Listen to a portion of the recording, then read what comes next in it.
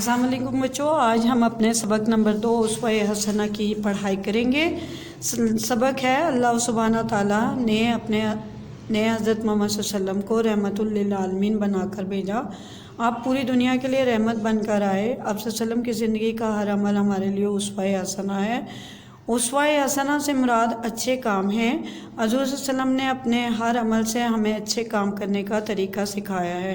آپ صلی اللہ علیہ وسلم نے فرمایا، ماں باپ کا ادب کرو، بڑوں کی باتیں غور سے سنو، لوگوں کی خدمت کرو اور چھوٹوں سے محبت کرو۔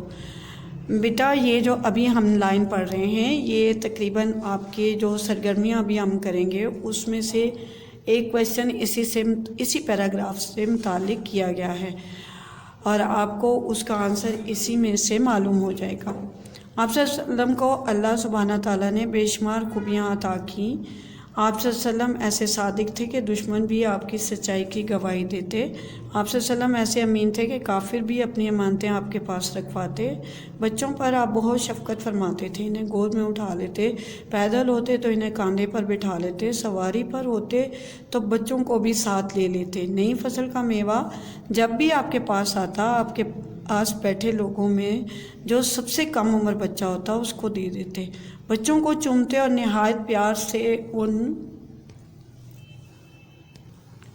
ان کی تربیت فرماتے۔ چھوٹے بچوں میں بیٹیوں سے زیادہ محبت کرتے۔ ایک مرتبہ ایک پھولدار چادر آئی۔ آپ نے حاضرین سے پوچھا کہ یہ چادر کس کو دی جائے؟ لوگ چپ رہے۔ آپ صلی اللہ علیہ وسلم نے فرمایا، ام خالد کو بلاؤ۔